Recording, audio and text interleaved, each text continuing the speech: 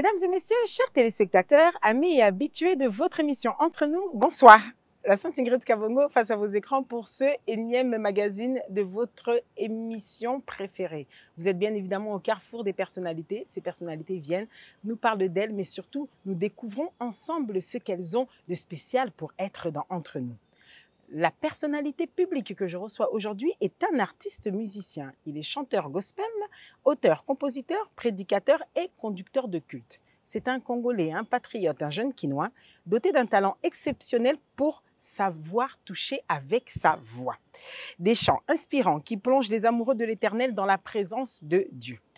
Adorateur depuis sa tendre enfance, c'est dans les choses de Dieu qu'il a aimé toujours se retrouver. On l'appelait même enfant Samuel. Et là, on va savoir pourquoi d'ailleurs on nous disait ça. Avec un père fan de la musique, ce qui va l'influencer et le pousser bientôt à envisager une carrière pro dans la musique. N'ayant pas de style particulier, mais préférant que l'inspiration lui impose un style, c'est la phrase que j'avais sans doute préférée, on verra ça avec lui, il sera repéré par Madjabou et ensuite vont écrire ensemble, ils vont écrire une histoire qui va nous emmener au titre phare que vous connaissez tous, Nandimi. Je crois que vous savez de qui je vous parle. Et il y en a tant d'autres, quand il vous plonge dans son inspiration à travers sa voix, ses chants et tout ce qu'il dit, eh bien je sais que vous êtes transportés. Pour atterrir bien évidemment ce 6 juillet 2025 au Palais du Peuple, après avoir sillonné le monde et à continuer avec des dates que nous verrons avec lui, nous avons juste qualifié cet artiste de talentueux, leader d'une grande communauté et impactant. C'est Entre nous à qui il va tout dire. J'ai l'honneur et le plaisir de le recevoir rien que pour vous aujourd'hui. David Isé, bonsoir. Bonsoir Ingrid. Comment allez-vous? Très bien, très bien, très bien, très bien. Enchantée, heureuse de vous avoir dans cette émission. Moi aussi. C'est vrai, le plaisir est partagé? Oui, oui, il est très partagé. Oh là là, alors... C'est entre nous. Ah, c'est entre nous, effectivement. Alors, d'entrée de jeu, déjà comme ça, nous sommes à Kinshasa. Est-ce que vous remarquez, je ne sais pas si vous voyez comme moi, que la vue de Kinshasa la nuit, on a l'impression qu'on a même oublié qu'il y a des embouteillages la journée. Effectivement, Kinshasa est meilleur de nuit, je crois. Et j'adore regarder ça, ça nous emporte, ça nous... Voilà. Ça fait du bien. David c'est moins de bruit et c'est reposant. Ouais. Comment allez-vous? Ça va? Ça va très bien. Un peu stressé, tendu. Parce qu'on se prépare à un très grand événement quand même. Mais voilà. Le 6 juillet ouais, 2025, au Palais du Peuple. Eh bien, quel défi! Un sacré défi. Là, vous savez, la question que je me suis posée, c'était laquelle? Mais attendez, il a fait la tenue. Maintenant, c'est Palais du Peuple. Il va aller au Stade des Martyrs, vous savez, forcément, il fallait que je me lance dans ça. C'est prévisible. Ah, d'accord. Donc, je n'ai pas tapé à côté. Alors, ça nous a fait plaisir quand vous vous dites que participer dans Entre nous, c'est tout un concept auquel vous nous avez dit, vous avez déjà eu à voir et vous appréciez. On s'est dit, bah alors, ça va matcher aujourd'hui. Et aujourd'hui, c'est lui qui s'y colle. On dit que vous avez la mauvaise position, mais pour nous, vous avez la meilleure, c'est-à-dire celle de l'invité. Ah oui? Parce que parler de soi, on vous voit très rarement, pas très souvent. Alors, on se dit, bon, bah, écoutez, le défi est lancé. Le défi est lancé. On va s'y prêter.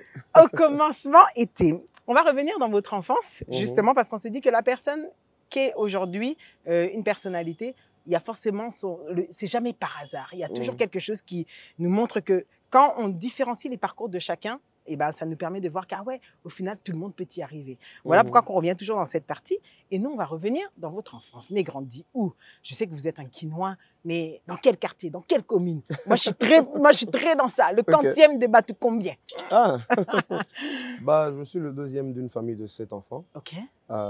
L'aînée est une fille, une femme à l'heure actuelle, mère de 3 enfants et demi. Ouais, pourquoi et demi? Parce qu'elle attend un 4e. Ah, d'accord, ok. Félicitations à elle. Félicitations à elle. Elle s'appelle Noïla. Et donc, je suis né dans une famille chrétienne. Peu de gens le savent, mais je suis né à Bandal. Bandal, c'est Paris. Bandal, c'est Paris. Moi, la Bandal. Ouais. Ok.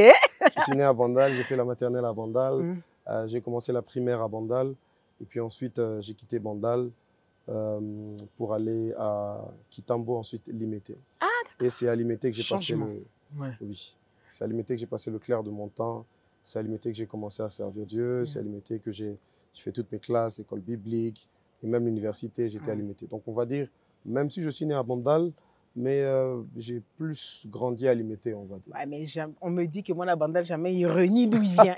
Il est obligé de le dire. Bien sûr. Alors, du coup, justement, je reviens sur cet élève qui allait à l'école, qui était peut-être à l'école primaire. On va d'abord ça. Il était comment, David, quand il était à l'école primaire? Un élève studieux, un élève dérangeur? Il marchait les bras croisés derrière le dos. À la recherche de quoi? De base, je suis quelqu'un de très renfermé, de très timide. Donc, on va dire que mon expérience, depuis le primaire jusqu'à même au secondaire, correspond beaucoup à cette personne qui est renfermée sur lui-même et qui est à la recherche de lui-même. Ça fait que beaucoup de gens m'en veulent, mais je me souviens très peu de ceux avec qui j'ai étudié à l'école primaire, par exemple. Pourquoi vous n'aviez pas d'amis? Pas que je n'avais pas d'amis, mais j'étais pas très ami. Je vais dire ça comme ça. D'accord. J'ai vraiment pas toujours été le genre facilement au contact, ainsi de suite. Je suis très proche de mes membres de famille, très proche de mes frères et sœurs, et c'est comme ça que j'ai grandi. Mais après, au fur et à mesure, à force maintenant de rencontrer certains milieux, c'est là que j'ai dû m'ouvrir, ainsi de suite. Parce qu'il faut savoir qu'à un moment, quand j'étais enfant, je suis né avec de la bronchite.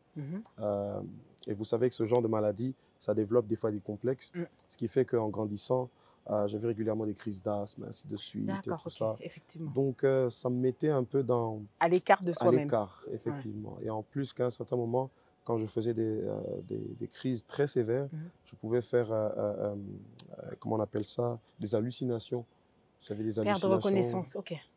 Des hallucinations, je voyais des gens venir me prendre, des trucs comme ça. Donc vous grandiez avec une petite, je comprends, une peur en fait. Exactement. Du coup, ça fait que mon expérience en tant qu'enfant a toujours été celle de quelqu'un qui était très timide, très renfermé. Il disait pas grand-chose, il parlait pas beaucoup, ainsi de suite. Très turbulent, par contre. Mais quand il s'agit de parler, de bavarder, rien. Yeah. Et alors, justement, la relation avec les frères et sœurs, vous êtes vers les premiers. Généralement, on dit que c'est une charge, surtout qu'en fait, en réalité, vous êtes le premier garçon. Chez nous, les familles bantoues, ça veut dire quelque chose. Et donc, du coup... Qu'on ne dit pas. Qu'on ne dit pas. Et cette responsabilité, vous l'avez sentie tout au long de...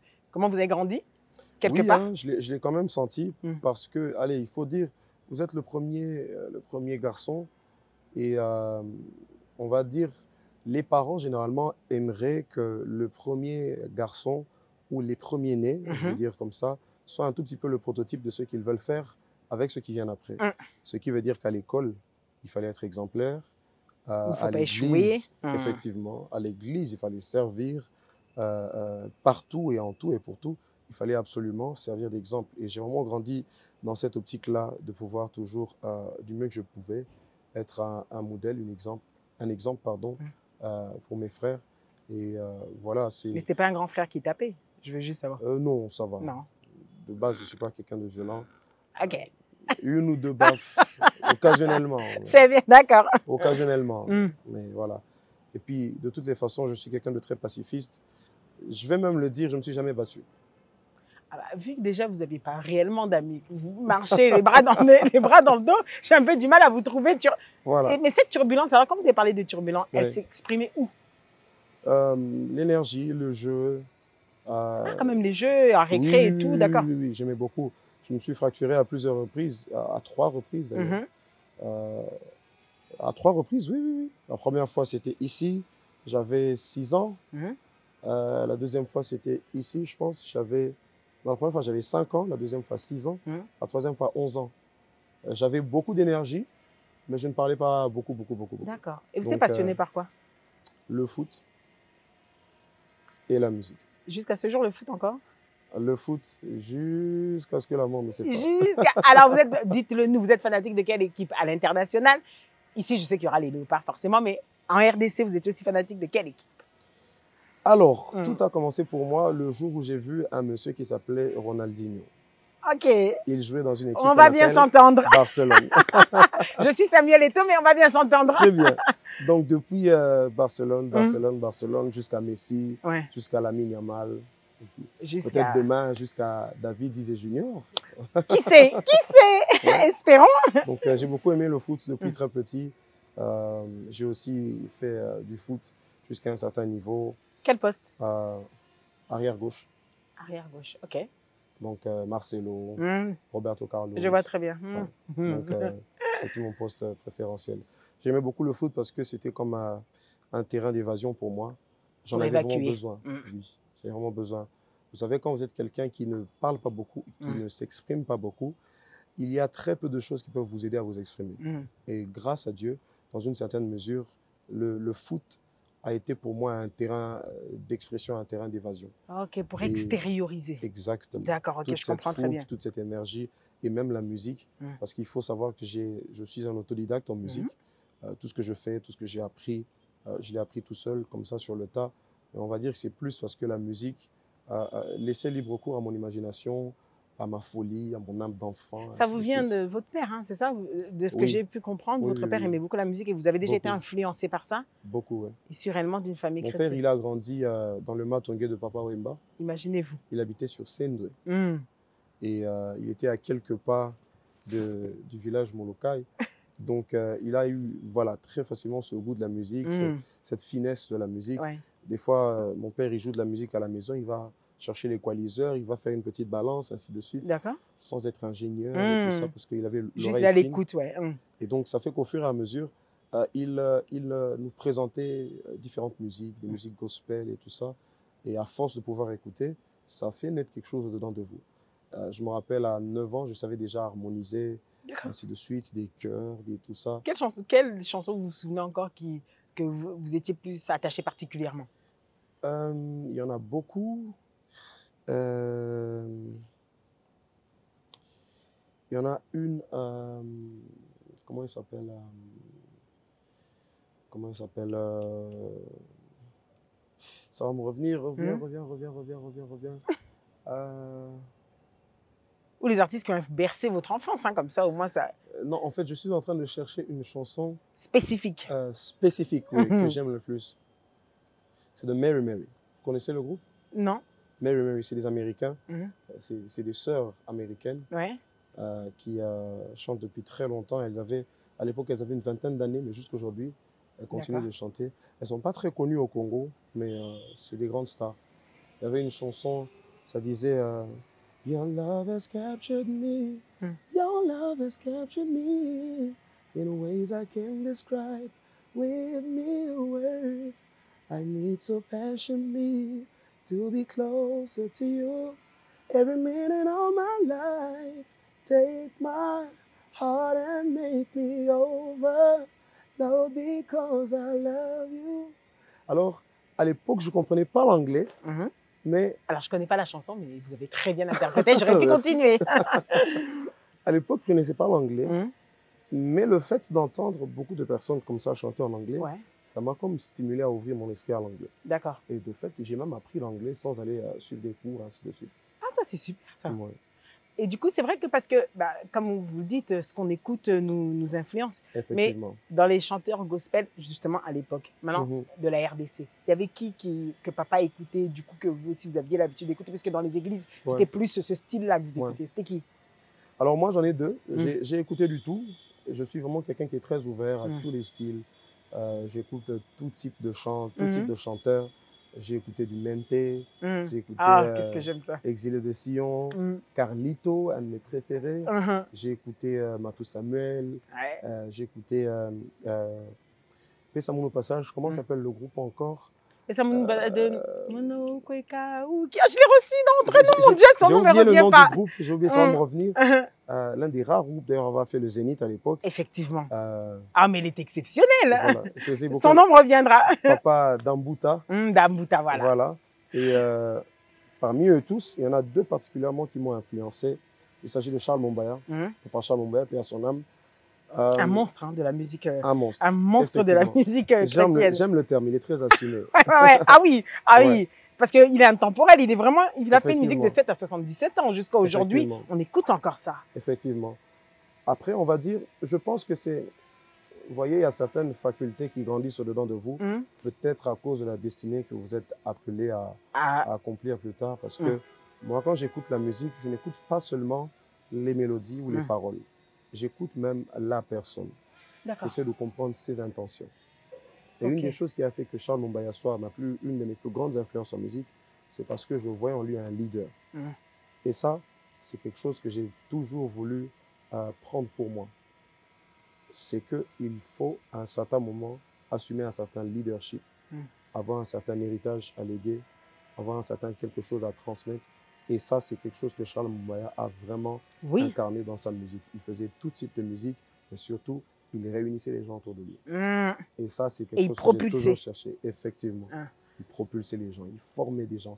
Il y a beaucoup de gens qu'on a connus pour la toute première fois sous Sifiwe et ainsi de suite. La deuxième personne, c'est le pasteur Koul Matopé. Lui aussi, je l'aime beaucoup. Ce que j'aime chez lui, c'est son côté imprévisible. Et même ceux qui me connaissent, ils savent que je suis quelqu'un de très imprévisible. Ah, d'accord. Oui, je suis très imprévisible dans ma musique. Peut-être même quand vous écouterez le prochain album, vous vous rappelez de cette émission. Je suis quelqu'un de très imprévisible. D'accord. J'aime m'évader dans ce que je fais. Et surprendre aussi. J'aime m'exprimer, j'aime partir. Et ça, c'est Koul Matopé. Un monsieur qui vient avec des locks, qui vous chante dans un style que vous ne connaissez pas, très avant-gardiste. Il était en avance sur son temps, il faisait des choses, il tentait, il osait.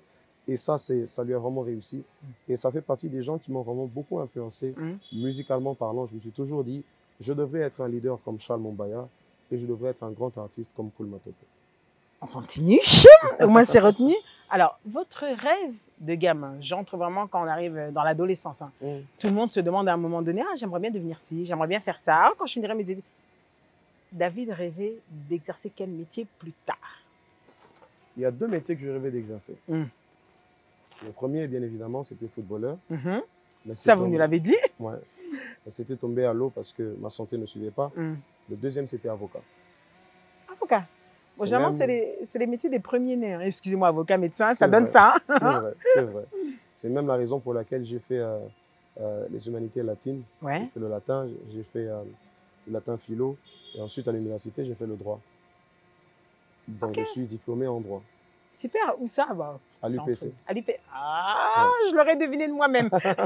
Vous avez toujours un style particulier, les gens de l'UPC, je vous dis ça. Je vous rassure.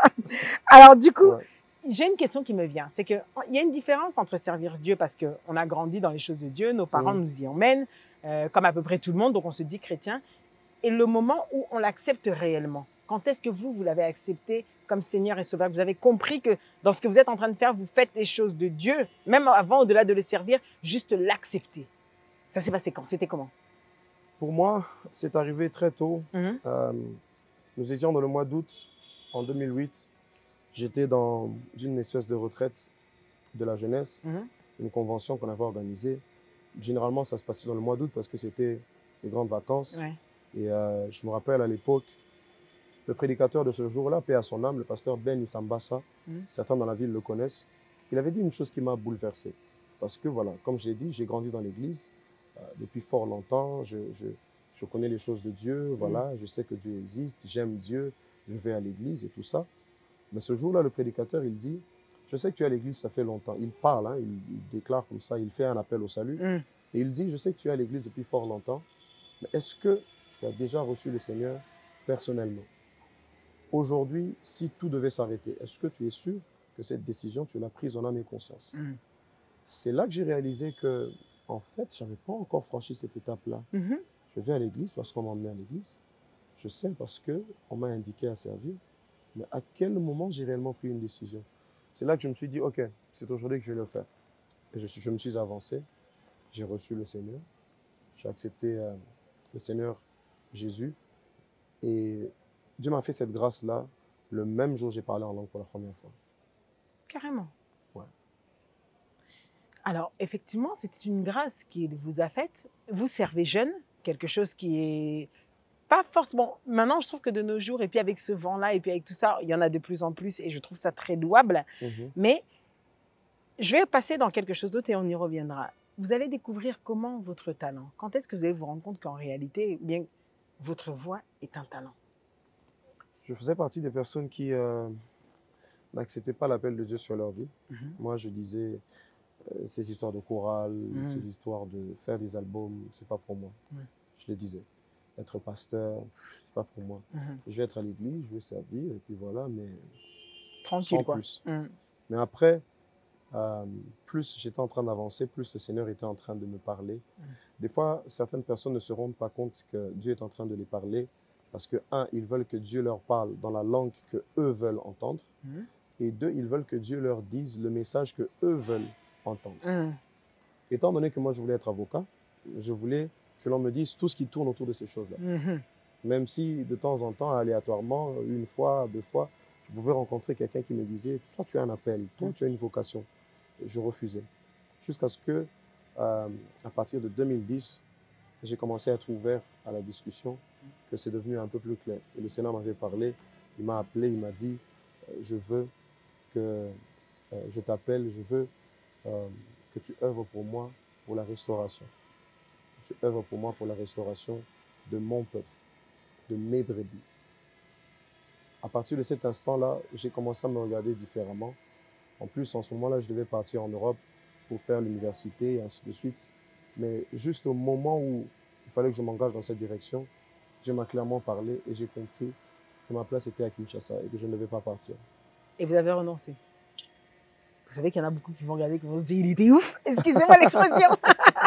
Ouais. OK. J'ai refusé. J'ai refusé parce que j'avais compris qu'il y avait un certain chemin que Dieu était en train de tracer pour moi et il se trouvait ici à Kinshasa.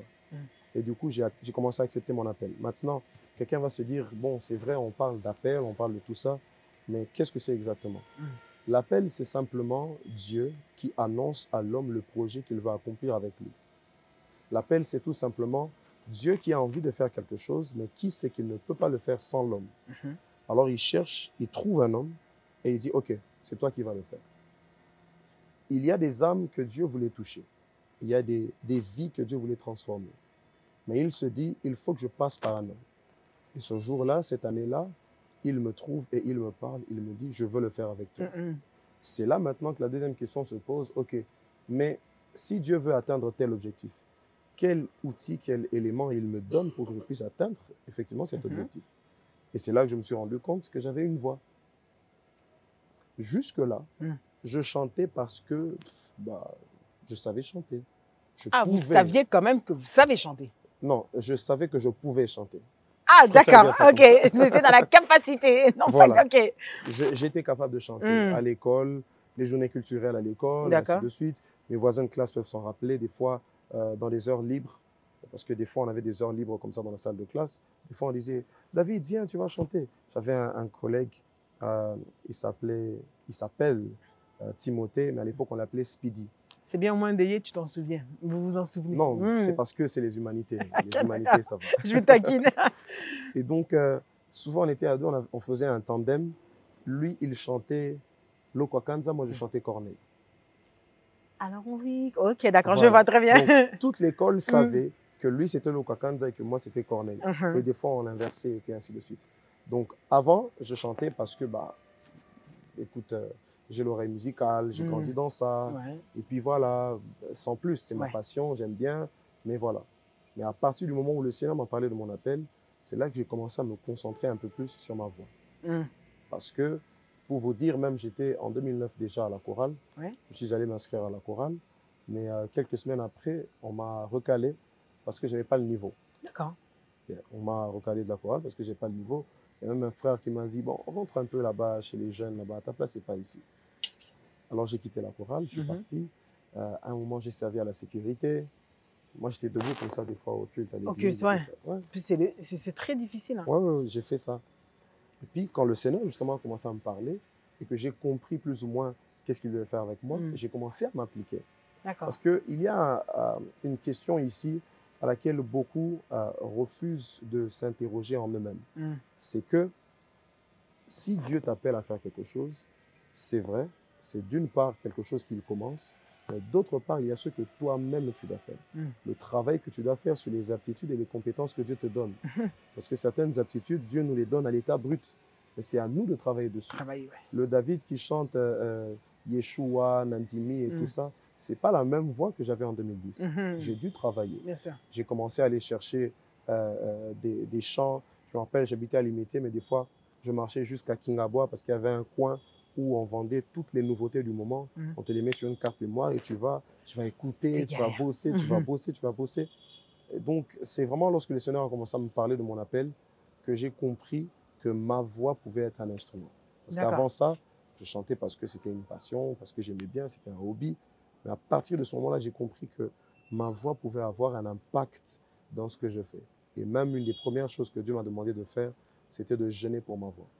Vous avez jeûné combien de temps? J'ai jeûné 7 semaines la première fois. Pardon, 7 semaines? 7 semaines. Non, comme quoi le sacrifice paye. Effectivement. J'ai appris à jeûner pour ma voix. J'ai appris à oindre ma voix. J'ai appris à prier pour ma voix. À protéger votre voix. Effectivement. À travailler votre voix. Effectivement.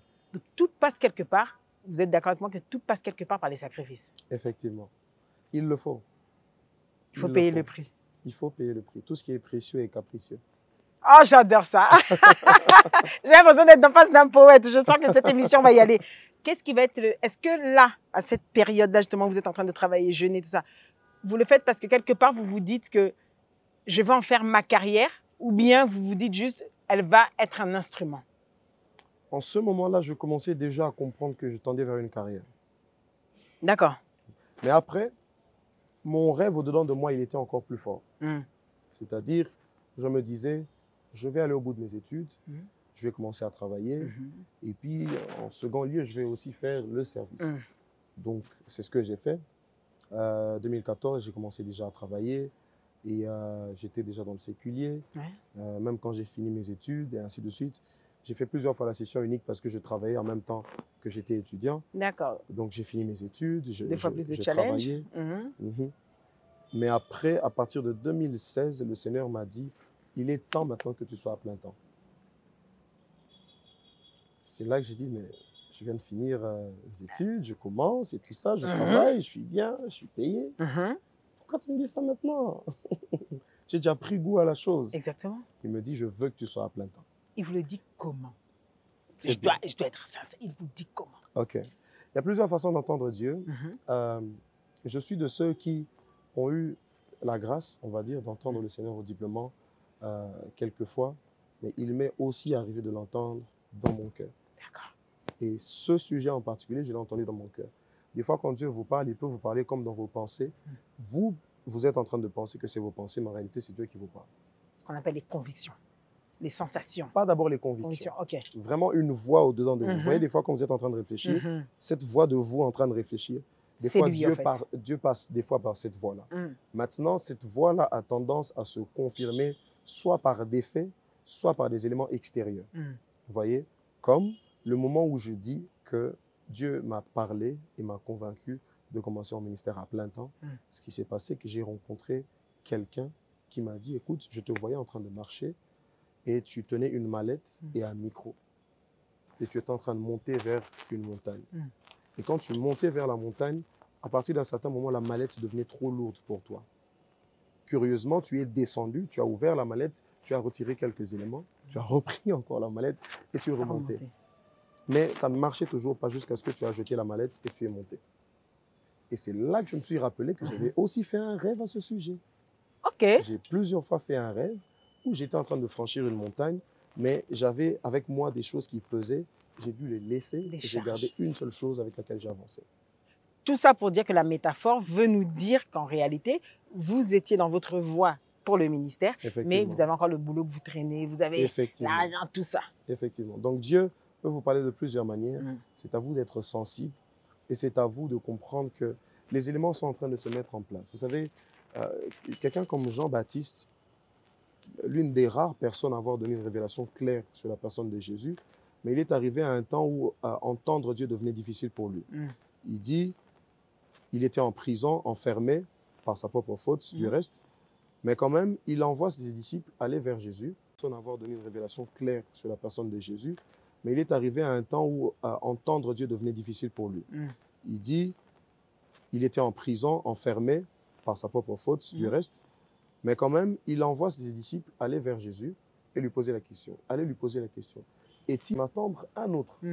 Jésus renvoie des gens vers lui et il lui dit, allez lui dire, les boiteux marchent, les aveugles voient, les sourds entendent, ainsi de suite. Jésus, en d'autres termes, voulait dire, des fois, quand certaines révélations nous font défaut, il est important de regarder les signes. Des fois, j'ai envie de dire, Madame Ingrid est journaliste, mais au-delà d'être journaliste, il y a peut-être une faculté de persuasion qu'elle a que d'autres personnes n'ont pas. c'est des signes qui peuvent vous indiquer la voie dans laquelle Dieu veut que vous puissiez être. Des fois, certaines personnes, tout le monde peut chanter, mais toi, quand tu chantes, c'est là que les gens sont concentrés. C'est des petites choses comme ça qui peuvent vous indiquer qu'il y a réellement une vocation derrière la chose. C'est comme pour dire, il est vraiment important d'être attentif au discours de Dieu. J'ai appris à entendre Dieu, pas seulement dans la fulgurance, parce que des fois les gens s'imaginent, quand je dis Dieu m'a parlé, j'ai David, mon fils. Les Dieu m'a dit, vous savez comment ça se passe. Voilà. Des fois Dieu peut parler comme ça, mais Dieu ne parlera pas toujours de cette manière, parce qu'il veut que vous puissiez dépendre de lui. Il veut que vous puissiez apprendre à communiquer avec lui. Je suis proche à quelqu'un, j'arrive quelque part, et il y a un monsieur, à Paris, on dirait c'est un gros mytho, un mythomane. Il est en train de raconter des mensonges. Et je dis, celui qui me connaît, il sait que quand je vais, ça veut dire, il ment. Le boutin. Vous voyez, plus vous êtes en relation avec quelqu'un, plus vous développez des codes. Ouais. Vous développez une certaine façon de communiquer. Et en réalité, c'est ce qu'il veut qu'on crée. Effectivement. Et ça, c'est très important. Dans le ministère, il n'y a pas seulement le Dieu qui vous envoie, il y a aussi le Dieu avec qui vous communiquez. Aussi le Dieu qui vous apprend certaines choses, certains types. Même ma manière de composer grandit au jour le jour, plus je m'approche de Dieu. Même ma manière de comprendre certains textes de la Bible, ainsi de suite. Et même ma confiance en soi. Et ça a même été la clé pour moi. Parce que je vous ai dit tout à l'heure, je suis de base quelqu'un de très renfermé, de très timide. Ça a tué ça avec le temps? Pas tout à fait. Malgré tout, vous gardez de la timidité. Ouais, mais vu ce qu'on voit que vous êtes capable de réaliser, on se dit que quelque part, ça a marché. Oui, ça marchait. Oui. Ça marchait. Une des choses qui avait marché pour moi, c'est le monologue. D'accord. Je monologue beaucoup. Et ça s'atténue? Non. Non. Oui, c'est bien. J'aime bien. Bon, c'est vrai, on parle avec soi-même. Ouais. Ça fait bizarre, mais ça marche. Pour moi, en tout cas, ça a marché. Pourquoi? Parce que quand vous avez des problèmes de confiance, il y a certains discours que vous avez besoin d'entendre. Et à défaut que ce soit les autres qui puissent vous le dire, il faut vous le dire à vous-même. La Bible dit, la foi vient de ceux qu'on entend. Mais où est-ce qu'il est écrit que ceux qu'on entend doivent uniquement venir des autres? Excellent. Et là, je me suis dit, je vais me dire des choses qui vont m'encourager. Plaisantes, exactement. Un jour, je me tiens, 2011, je me tiens chez moi et je parle seul. Je dis, voilà, un jour, je serai parmi les grands artistes de mon pays. 2011, je disais ça. Je serai parmi les grands artistes de mon pays. Il y a un monsieur, il passait par là, il dit, ah, petit. Je vais dire ça en lingala. Ah, petit, oh, baini. Ça veut dire, qu'est-ce que tu as fumé? Qu'est-ce que ça veut dire? Il me dit, ah, petit. Il est passé. En vrai, ça veut dire, c'est quoi ton délire? Exactement. Curieusement, l'année passée, il était à mon concert. Ah, excellentissime. Vous avez des anecdotes comme ça. Alors, je sens qu'on va en avoir plusieurs. Mais mes chers téléspectateurs, rien que pour votre plaisir, j'aimerais que vous regardiez avec moi le savoir-faire de l'artiste que j'ai à mes côtés. Et on se retrouve juste après. À tout de suite.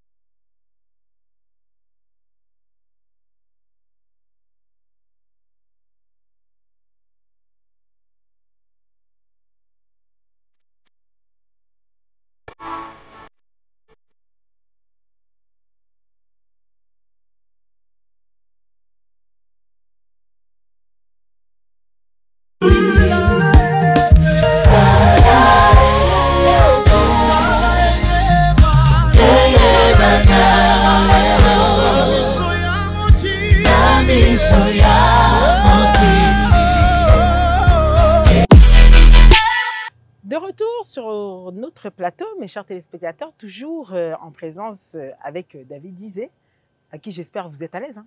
Oui, ça va. Comme à la maison. C'est entre nous, quoi. Oui, entre nous. C'est ça. Alors, mes chers téléspectateurs, j'aimerais vous rappeler, surtout, hein, on va en venir, que ce 6 juillet 2025, au Palais du Peuple, ce sera David Isé pour Atmosphère bis, donc Atmosphère 2. Donc il a des surprises qu'il a prévues, mais il a dit que quand même quelques-unes, il va nous révéler ça ici. Je suis persuadée, j'ose le croire.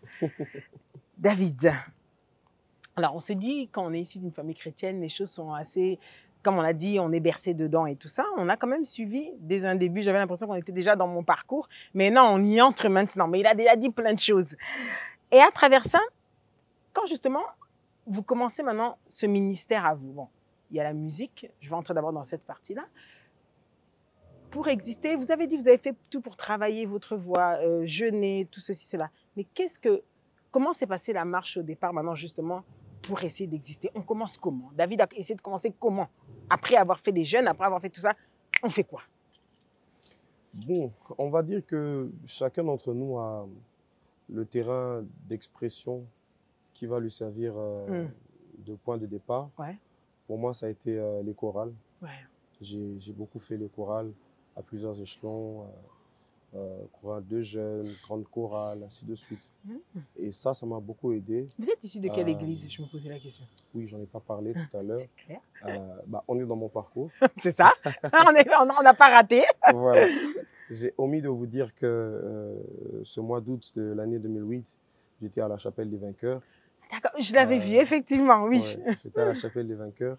C'est là que j'ai grandi dans la foi. J'ai fait mes premiers pas, mes cours bibliques, la jeunesse. C'est cinquième, non? 5e rue Limité. Comme quoi, j'avais un ami qui était aussi à la Chapelle des Vainqueurs. Nous, ma famille a même commencé depuis Bandal en 98, quand l'église est arrivée nouvellement et jusqu'à ce qu'on ait à la Limité. D'accord. Et ainsi de suite. Donc, c'est vraiment là que j'ai fait mes premiers pas, que j'ai commencé. Bon enseignement là-bas? Comment? Bon enseignement là-bas? Très bon enseignement. D'accord. La chapelle, c'est une université. Quand vous en ressentez, vous êtes bien bâti, vous êtes très mûr dans la parole de Dieu. Et ça, c'est vraiment une grâce assez particulière qu'il y a dans cette église. Et comme je disais, j'ai fait les chorales. Pour moi, ça a été mon premier terrain d'expression. Parce que chaque fois, ça me donnait l'occasion de tenter des trucs que j'étais en train de travailler en coulisses. Donc, tu travailles un peu ta voix, tu essaies de faire quelque chose, on te donne une opportunité de faire un solo au culte, tu viens, tu fais, tu essayes, tu dis, ah ouais, ça a marché, c'est bon. Tu évolues, ainsi de suite. Mais au fur et à mesure que j'avançais, c'est vraiment à partir de 2016, comme j'ai dit, que le besoin ou la nécessité de se lancer dans une carrière solo avait commencé. D'accord. Et en 2017, j'ai livré mon tout premier concert. Oh! Yeah. C'était à Falbob, à Bandal. Je vois très bien où c'est. Ouais, c'était à Falbob, à Bandal. Vous êtes retourné dans vos terres? Oh là là là là, elle n'a pas loupé le détail. Comme quoi, effectivement, je suis rentré à Bandal. J'ai fait mon tout premier concert à l'époque. Je n'avais pas encore un chant ou quelque chose comme ça. J'avais des compositions, mais je ne les avais pas encore sorties, ce que je veux dire. Donc, ça fait qu'il fallait trouver le moyen de communiquer pour inviter des gens à venir vous entendre, alors qu'ils ne connaissent même pas vos chants. Ils vous connaissent en tant que chanteur à l'église et tout ça, sans plus. Donc, ce que je fais une communication essentiellement sur WhatsApp. Je communique. Et le jour J, 400 personnes dans la salle et on se met à chanter. Pas mal. Ouais. Et du coup, votre répertoire était basé sur quoi? Des interprétations? J'avais quelques interprétations et j'avais aussi beaucoup de mes propres chansons. Yeah. Et quand j'ai... Et on ressent quoi? Comment? On ressent quoi? On ressent... Qu'en réalité, qu'on sait qu'au final, un petit truc comme ça, mais ça a marché. Ça m'a encouragé. D'accord. Ça m'a beaucoup encouragé parce que c'est vrai, des fois, quand on dit Dieu m'a dit, c'est bien, Dieu m'a dit, mais... On aimerait bien me voir, hein? Mais oui, arriver sur le terrain, il faut qu'il y ait un feedback, il faut qu'il y ait quelque chose qui répond, ou qui vous parle, ou qui vous aide. Et pour moi, ce moment-là, c'était le 12 février 2017. J'oublie difficilement les dates. Le 12 février 2017, mon tout premier concert, je vois tous ces gens qui sont venus, qui ont chanté mes chants, sur lesquels je les ai emmenés. On a eu un temps d'adoration, on a eu un temps de louange. Et quand j'ai vu ça, j'ai dit, OK, je ne me suis pas trompé. C'est vraiment ici ma place. Alors, justement, j'en viens parce que ça va permettre aussi d'édifier une personne, d'encourager une personne et de faire comprendre aussi que tout n'est pas facile. Aujourd'hui, quelqu'un peut vous regarder, le David disait de 2025, ce n'est pas celui de 2017. Quelles ont été les premières difficultés? Ça, c'était une réussite pour vous et ça vous a permis de vous encourager. OK. Mais quelles ont été les premières difficultés dans la création d'un ministère de chant? Puisque pour moi, c'est un ministère. Quelles ont été les premières difficultés quand on se lance dans une carrière?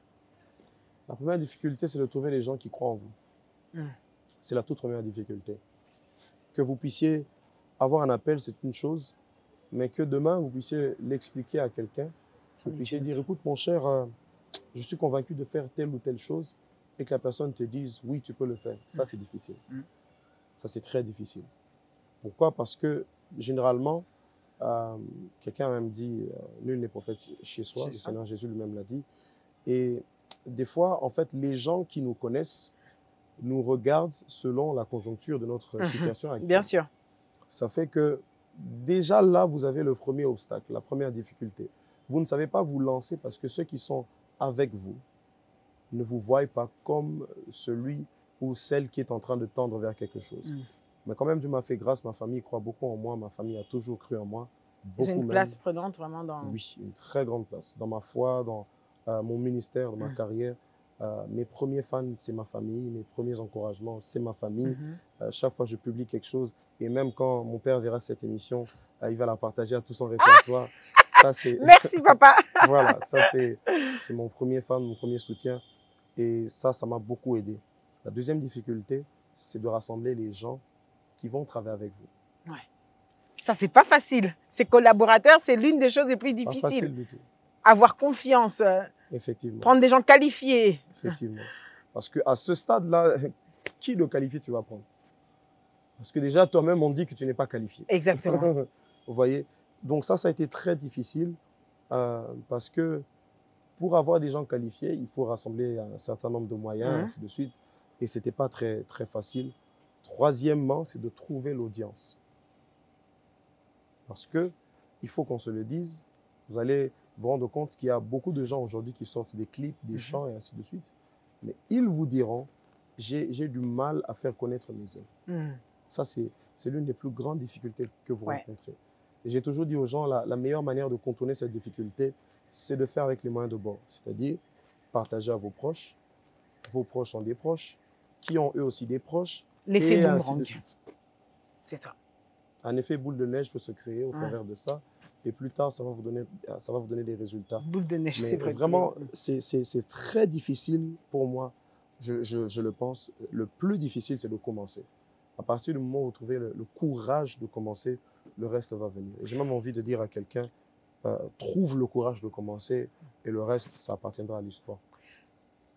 Qu'est-ce qui vous a permis de tenir dans les moments de doute quand des fois, c'est difficile parce que quand vous le dites aujourd'hui, c'est vrai qu'on le résume pour aller vite, mais qu'est-ce qui permet de tenir quand il y a des jours où ça ne marche pas?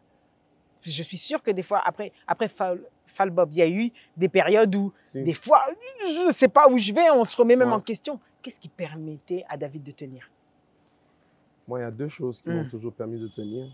La première des choses, ce sont mes rêves. Je rêve beaucoup. Ah bah oui, vous avez dit, vous faites des monologues et tout ça, vous racontez des histoires. Après, vraiment, quand je parle de rêve, je parle pas seulement du moment où on dort, mais rêver debout. Je fais ça tout le temps. Je rêve beaucoup, je me projette vers l'avenir, je regarde. Et des fois, il y a une petite phrase dans ma famille. Il y a une anecdote. Une fois, mon père, il avait cette habitude que lorsqu'il sentait qu'il allait bientôt avoir de l'argent, il commençait à parler projet. Okay. Dès que vous entendez papa parler projet, vous allez entendre maman ou quelqu'un le titiller pour dire Yo, zo zambon au calamité. Il dit non, bon, ceux qui te le cotisent 100 francs. Exactement. Alors maintenant, depuis dans ma famille, cette phrase-là est restée comme une phrase de motivation. D'accord. Ceux qui te le cotisent 100 francs. Ok, d'accord. Donc, mais pour toujours avoir espoir, en fait. Voilà. Ça veut dire que, bon, c'est vrai qu'aujourd'hui, j'ai rien. Mais si aujourd'hui, j'avais 100 000 $, je crois que je ferais ça. En fait, le fait de me dire qu'un jour, peut-être que j'aurai 100 000 $, ça me dit, bon, reste vivant, parce que peut-être demain, tu vas trouver tes 100 000 $. Et ainsi de suite. Mes rêves m'ont beaucoup aidé à tenir debout quand c'était difficile. La deuxième des choses qui m'a aidé à beaucoup tenir, c'est la proclamation des promesses de Dieu. Parce que vous le vouliez ou pas, même si vous avez beaucoup de promesses de la part de Dieu, si vous ne les proclamez pas, vous n'allez pas vous identifier à elles. Vous voyez, certaines personnes ont beaucoup de promesses écrites quelque part dans un carnet. Mais Dieu a dit à Habakkuk, écrit cette prophétie sur des tables. Et même à l'époque, les tables, c'était des tables de pierre. Elles étaient dures. Écrit cette prophétie sur des tables pour qu'on la lise couramment. Parce que le plus important, ce n'est pas de recevoir la prophétie. Le plus important, c'est de trouver un espace pour que la prophétie grandisse au-dedans de vous. De sorte que, et vous et la prophétie, vous allez grandir ensemble. Parce que celui qui va vivre l'accomplissement de la prophétie c'est toujours vous, mais vous en ayant grandi. Parce que si vous laissez la prophétie grandir seule et que vous n'avez pas grandi, vous serez comme ceux du peuple qui a fait 40 ans dans le désert pour mourir, pour qu'une autre génération puisse entrer dans la terre promise. Vous voyez, c'est important de grandir avec sa prophétie. C'est important de grandir avec les promesses de Dieu sur sa vie. C'est important de tellement proclamer ce que Dieu a dit sur votre vie que à chaque pas, vous allez dire, ah, ça, Dieu m'avait dit. Hein. Ah, ça me donne la force de la suite. Ça, Dieu m'avait dit. Même quand tout est sombre, vous regardez ce qui est des promesses de Dieu et qui vous donne de pouvoir avancer. Et mais ça, David, quand quelqu'un maintenant, lui, n'a pas cette capacité-là, il croit, mais sans avoir peut-être compris, parce qu'on dit que Dieu parle tantôt d'une manière, tantôt d'une autre, mais sans avoir réellement compris ce que Dieu attend de lui, mais il espère en tout cas que les choses soient meilleures. Mais il souffre. Vous pouvez dire quoi à cette personne qui, au final, ne comprend pas ce que Dieu veut lui dire? C'est ça ma question. Il faut commencer par réaliser que Dieu peut se définir derrière chaque épreuve que vous rencontrez, derrière chaque obstacle.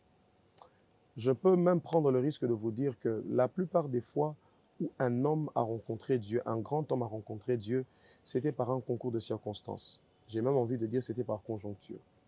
Regardez Abraham, lorsque Dieu décide de faire tout ce qu'il a fait avec lui, il lui a dit « Va dans le pays que je te montrerai ». En d'autres termes, si Abraham était quelqu'un qui vivait, je donne un exemple, au Canada, et que Dieu lui propose un autre endroit, je ne pense pas qu'Abraham serait parti. Pourquoi? Parce qu'il dirait « Ici, c'est mieux ». Je pense que là où Abraham était, n'était pas un si bon endroit. Voilà pourquoi quand on lui a dit « Va quelque part », il a accepté de partir. De si bon cœur, il est parti. Moïse était en Égypte en tant que prince, et puis un jour, il a décidé de se reconnecter à ses racines juives. Il a renoncé à être prince d'Égypte. Ensuite, il va en exil, et il va se perdre dans le désert de Madian, et il rencontre des jeunes femmes en train de puiser de l'eau, il les aide, et ainsi de suite, et on lui propose de passer la nuit là, et il est resté pendant longtemps. Une affaire de conjoncture, mais c'est dans ce même pays qu'il a rencontré Dieu sur la montagne, et ainsi de suite. David allait livrer du pain à ses frères, et puis par un concours de circonstances, paf, il y a qui? Il y a Goliath, paf, il se bat, la légende de l'histoire. Comme pour dire, j'ai vraiment envie de dire à quelqu'un, si tu regardes bien, même derrière cette situation que tu es en train de vivre, il y a un chemin que Dieu est en train de tracer. Même derrière ce temps difficile par lequel tu es en train de passer, il faut que tu puisses te dire, Dieu a certainement un plan derrière. Vous savez, la foi, c'est le genre de choses qui demande beaucoup de votre propre responsabilité. Même le meilleur pasteur du monde ne peut pas faire naître la foi au-dedans de vous. À un certain moment, vous devez vous asseoir et vous devez dire, je dois croire que Dieu a un plan avec moi. Je dois accepter le chemin vers lequel Dieu me conduit, et ainsi de suite. Et ça, c'est très important. Je crois qu'il est important que quelqu'un qui nous suit prenne une décision. Prends une décision de te dire, si je vis une situation difficile, c'est que Dieu l'a permise. Si je passe par un temps difficile, c'est qu'il ne va pas durer longtemps. C'est pas mal. Mais c'est vrai. Il faut savoir prendre des décisions parce que la vie, malgré tout, reste un choix. Tout comme servir Dieu, c'est un choix. Exactement. Et je me demande justement, dans l'écriture de votre premier album, comment ça s'était passé? Puisque c'est vrai que vous aviez déjà des chansons depuis longtemps, d'ailleurs. Mais essayez de synthétiser, composer. Comment ça s'est passé? Il s'intitulait... Atmosphère. Non, mais vous avez eu des EP avant? Ah, Benganga, le live. Voilà, c'est ça que je... Ok. Donc oui, c'est vrai que le terme n'était pas le bon, mais voilà, c'est ça. Et alors, c'était pas mal ça, hein? Oui. En fait, il faut dire que j'ai enregistré 2 fois. Quand j'ai signé avec Mandjabou, dès les premières semaines qui ont suivi ma signature, j'ai enregistré un album. J'avais déjà des chants, j'ai enregistré, et les données se sont perdues. Non. Calvaire. Le disque dur est tombé, et puis paf, le disque dur était endommagé, plus rien. Deuxième fois encore, j'enregistre, et puis par fausse manœuvre, je ne sais pas comment on avait fait, on a supprimé le projet. On appelle ça malchance, destin. C'est comme je vous dis dites tout quoi? Ouais, des fois, il faut. Par nos temps difficiles, un chemin que Dieu est en train de tracer. Et c'est là qu'on s'est dit, bon, peut-être que Dieu est en train de nous envoyer un message pour nous dire, faites un live. Parce qu'en fait, de base, j'ai toujours rêvé de faire un album live. Ouais, effectivement. Et quand j'ai vu mon projet studio se perdre, je me suis dit, sûrement Dieu veut que je fasse un album live. Alors, ce que j'ai fait, c'est que j'ai pris certains chants que j'avais déjà eu à composer et je les ai faits dans un live, le fameux live Benganga, où j'étais en veste couleur moutarde. Il est exceptionnel et il y a même des reprises dedans où je me perds des fois. Alors si moi je me perds, imaginez-vous. De toute façon, je parle en termes de... Je prends les avis de la masse, on va dire.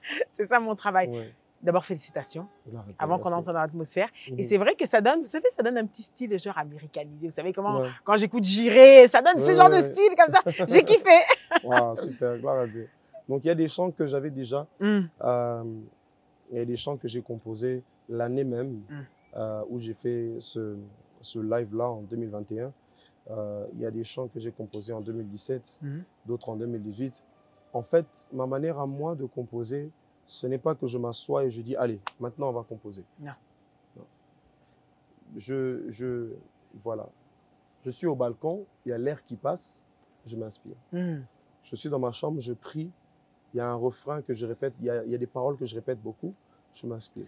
C'est-à-dire, vraiment comme je disais, non, c'est vous qui étiez en train de le dire tout à l'heure, je laisse l'inspiration venir à moi. Parce que voilà, il faut savoir que l'inspiration vient répondre à une aspiration.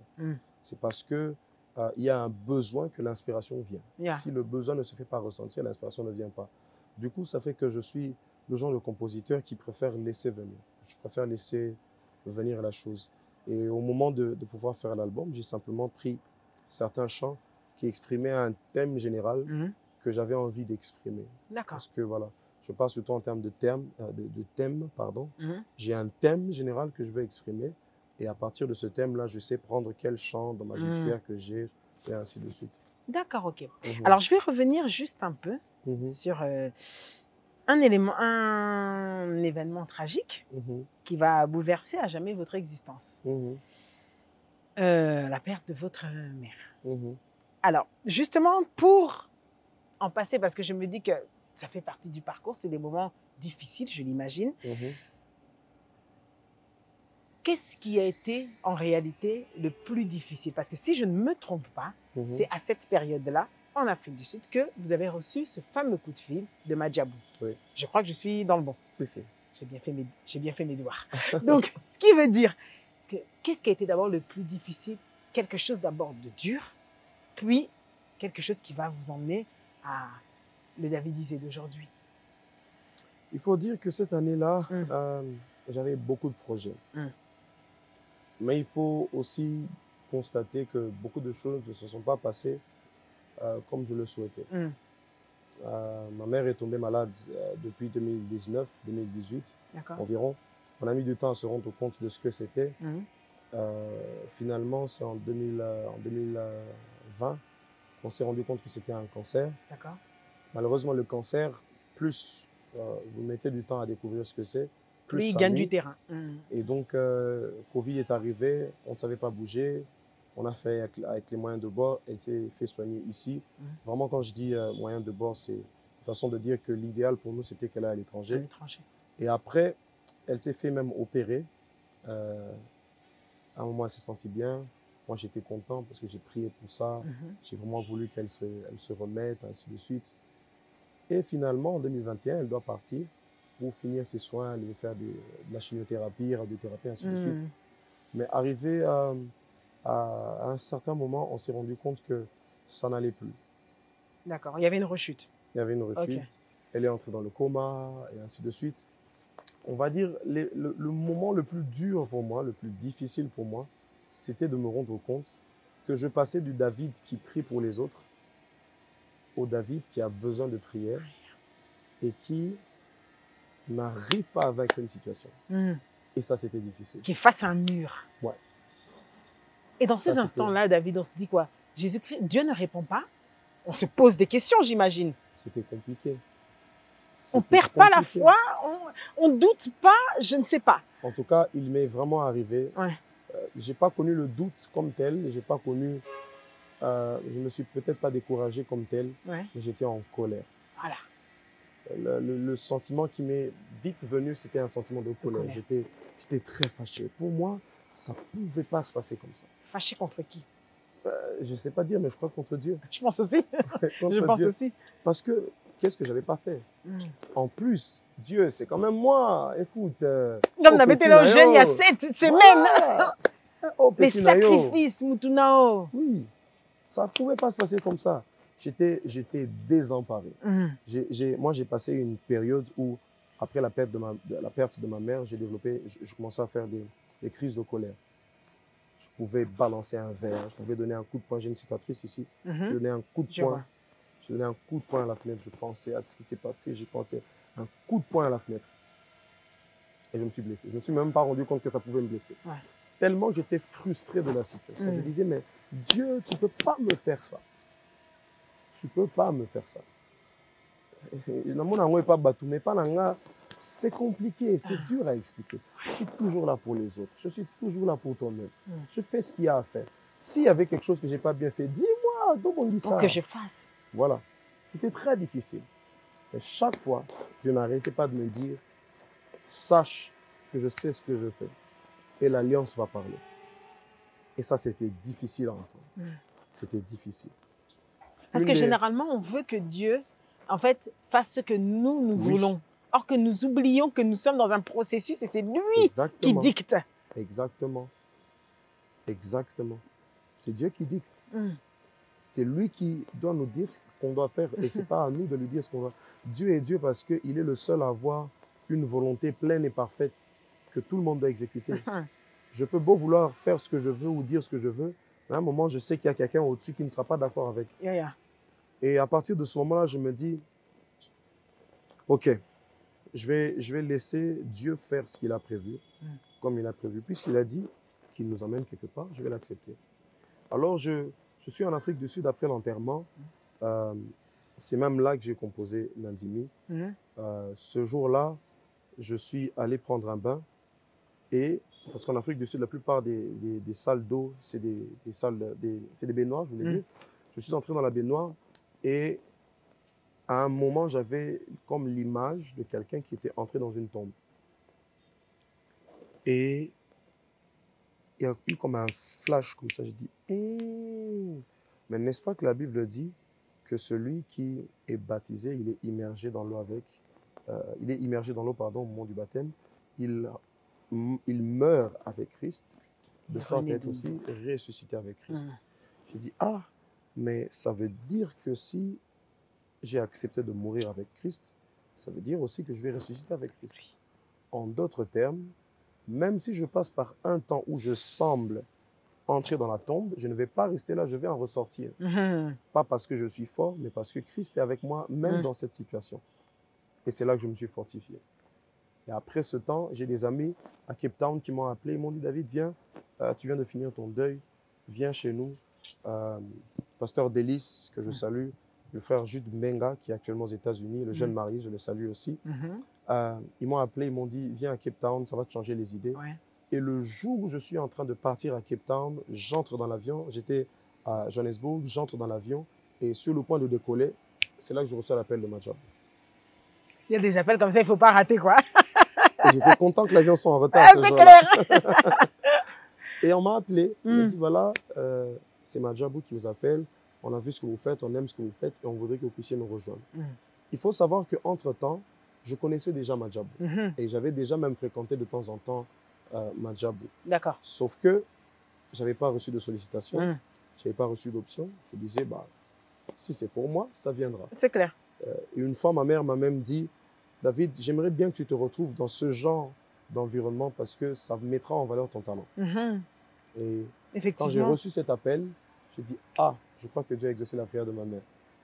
Comme quoi. Ouais. Et après, j'ai pris le temps que je devais prendre, je suis rentré à Kin. Et c'est quand je suis rentré à Kin, j'ai signé par après et ainsi de suite. La suite, on la connaît tous. Mais vraiment comme pour dire que là où moi, j'étais en train de me morfondre, j'étais en train de pleurer, je disais, mais Dieu, pourquoi tu m'as laissé? Pourquoi tu m'as fait ça? Dieu savait qu'il fallait que je passe par cette étape-là pour que ma confiance en lui puisse grandir. Et le jour où ma foi, ma confiance en lui s'est exprimée par un chant, une porte pour moi s'est ouverte et plus tard, ça deviendra même la légende de ma vie. Donc je crois que, comme je dis tout à l'heure, c'est important que, peu importe les situations que vous traversez, que vous sachiez y voir la main de Dieu. Que vous sachiez y voir un couloir que Dieu est en train de frayer, un chemin que Dieu est en train de tracer. Accepter le processus de Dieu. Ce ne sera pas toujours facile, ce ne sera pas toujours évident, mais Dieu ne nous a pas promis de nous expliquer toutes les situations par lesquelles nous passons. Par contre, il a promis de toujours être là. Alors, il a toujours promis d'être là. Pendant ces moments difficiles, justement, où vous êtes en train d'implorer Dieu pour que ça n'arrive pas, je vais fermer cette parenthèse consacrée à votre mère, quel chant vous revenez pour vous consoler, pour vous motiver? C'était lequel? C'est un chant de Marie Missamou. Elle disait Mama zalaka kosunganga ina pasi nzoka zalaki na yango ngana ziolelo yone libiki nanga papa ngana ziolelo yone makasi nanga. En fait, juste ce refrain là, ça m'a percuté. Il est exceptionnel, hein? C'est une artiste exceptionnelle. Et des semaines, je ne chantais que ça. Parce qu'en fait, je m'étais rendu compte que maman nous a beaucoup poussé vers la foi, aimer Dieu, servir Dieu, le sérieux, la consécration, ainsi de suite. Mais elle-même, en fait, portait sur elle un poids d'une maladie très difficile à vivre. Et elle nous a partagé cela seulement vers la fin. Elle le savait? Elle le savait. C'est incroyable. Ouais. Elle le savait. Et elle ne voulait pas nous dire parce qu'elle ne voulait pas nous faire mal. D'où ça... Une femme exceptionnelle. Ouais. Parce que les mères sont capables de supporter, et je sais de quoi je parle, elles sont capables de supporter l'impossible. Et ça en est la preuve. C'est encore une fois de plus une preuve d'amour. Et je pense qu'au final, même dans le parcours, puisqu'on est toujours dans votre parcours, ce n'est pas anodin quand on écoute vos chansons. Ce n'est pas anodin, c'est que l'amour qu'on a pu vous transmettre, vous savez à vous-même le transmettre à travers vos écrits. Ça, c'est vraiment ma parenthèse à moi et mon analyse. Vous savez le transmettre à travers vos écrits parce que quelque part, on vous l'a montré. Au-delà de Dieu, au-delà de croire, comme on le dit, ça prend vraiment tout son sens. Nos parents sont vraiment nos dieux sur terre. Amen. Je crois bien. Et entre parenthèses, je suis parvenu à une conclusion et je l'ai même dit dans un de mes poèmes que j'ai sorti, ça s'appelle Massia. Je disais que Dieu est un père avec un cœur de mère. Totalement. Dieu, et c'est si bien dit. Dieu est un père avec un cœur de mère. David, une collaboration durable qui va produire ce magnifique Nandimi. Est-ce que vous vous attendiez à ce succès? D'abord. D'abord. Non, vraiment pas, honnêtement. Du tout? Pas du tout. D'où vous avez tiré l'inspiration de cette chanson? Puisque je sais que c'est la vôtre. Bah, comme j'ai expliqué tout à l'heure, j'ai écrit cette chanson pendant la période de deuil. Justement, ce moment où je sortais de la baignoire et que je disais, voilà, si je suis entré dans la tombe, c'est que je vais en ressortir. D'accord, à ça colle à ça. Et c'est là que j'ai vraiment écrit le chant et que j'ai commencé à dire, voilà, je ne sais pas où tu m'emmènes, mais je te laisse la place. Emmène-moi là où tu es en train de m'emmener. Donc en 2021, après cette épreuve, j'ai écrit ce chant. Je l'ai gardé quelque part. Ça faisait partie des chants que j'avais avec moi, comme plusieurs autres avant, sans forcément y faire attention en particulier. Après, au moment de faire l'album, comme j'ai dit, il s'agit d'avoir un thème et ensuite d'avoir des chansons qui correspondent à ce thème. Maintenant, j'avais un thème, il fallait choisir les chansons.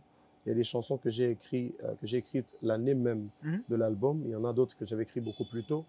Mais après, au moment de faire la sélection des chants, j'étais tenté d'écarter ce chant, honnêtement. Pourquoi? Parce que c'était rumba et c'était très osé. C'est vrai que mon côté cool matope me disait, voilà, même si c'est osé, vas-y quand même, il faut être original. Mais mon autre côté un peu Mukongo, un peu retranché, lusite, politesse, tout ça. Éviter kaka ba problème. Rumba makasi. Mais après, j'ai dit, bon, de toutes les façons, allons-y seulement. Et c'est sorti. Donc, ça fait partie des choses qui nous montrent à quel point la méthode de Dieu n'est pas celle des hommes. Parce que les personnes qui m'ont connu, un peu comme l'exemple du live de Benganga, ne pouvaient même pas imaginer qu'il y aurait dans mon carquois un chant comme Nandimi. Oui,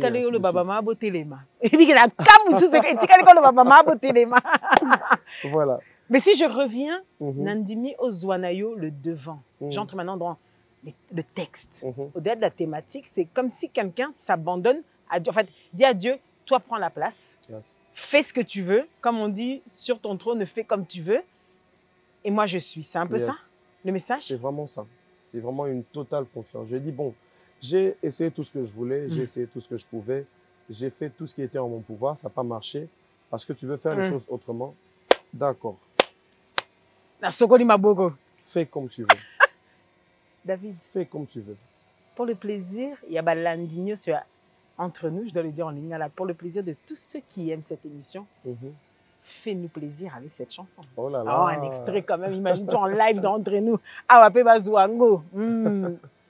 Mokonzani makofana na basali elomani mabafeble netinga yo anima bangambo na ngai nyonso tu na pasi to bisengo il est toujours amour yenga Yesu ezinga ezwi o na yango nzimi ozana yo le devant na inafana pembeni oza volai na yebi okokomisa ngai na suka nafungoli motema saleli yo yenga Yesu. J'ai oublié de dire quelque chose. Dis-le-moi. J'ai trop d'anecdotes. Ah, il n'y a pas de souci. Non, c'est bien justement. Parce que je sais comment ça, tu ne l'avais pas dit ailleurs. D'accord aussi. C'est vrai. Ah, ok. Il faut savoir que cette chanson, je l'ai composée comme en plusieurs étapes. La première étape, comme j'ai dit, c'était celle où j'étais en Afrique du Sud. Ouais. Et je disais Nandimi, et je disais voilà. Ensuite, je suis rentré à Kinshasa. Ensuite, je signe avec Madjab. Ensuite, je vois que les choses sont en train de s'aligner. Et je dis, ah, c'était comme ça. Il y a tout le monde a un changement de fréquence. Voilà. Ah, oui, Nazi. C'est exactement ça. Voilà. C'est exactement ça. Et effectivement, ce que vous ressentez dans la chanson, c'est exactement ce que moi je ressentais. La première partie, c'est vraiment la partie de quelqu'un qui dit, je ne sais pas ce que tu es en train de faire, je ne sais pas où tu m'emmènes, mais je te fais confiance, emmène-moi. Et puis la deuxième partie, c'est celle de celui qui dit, oh, mais normalement, mon clair, je comprends maintenant. Ah, ça, c'était ça. C'est-à-dire, je suis confortable. Maintenant, je vois que les choses sont claires, ça va. Bon, ça va. David, vous êtes un artiste exceptionnel, sincèrement. Et effectivement, on sent ce changement de fréquence. Changement de fréquence. On appelle la concert Batou. Ils se sont emportés.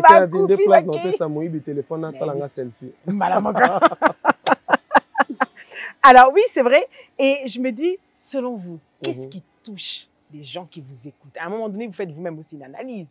Qu'est-ce qui touche les gens qui vous écoutent, selon vous? Je pense que c'est la sincérité. La sincérité. Un des tout premiers secrets que Dieu m'a livré au tout début dans le ministère se trouve dans Psaume 111. Le psalmiste dit, je louerai l'Éternel de tout mon cœur. C'est une des toutes premières choses que Dieu m'a apprises à faire. Quoi que tu fasses, quoi que tu chantes, fais-le de tout ton cœur. J'ai appris à servir mon Dieu avec tout mon cœur, avec toute la sincérité de mon cœur. J'ai jamais été le meilleur d'entre tous, j'ai jamais été le plus fort d'entre tous. Mais chaque fois que je dois faire ce que je dois faire pour Dieu, je le fais avec mon cœur. Et je crois que c'est ça que les gens ressentent dans ma musique et c'est ça qui fait que les gens soient particulièrement touchés.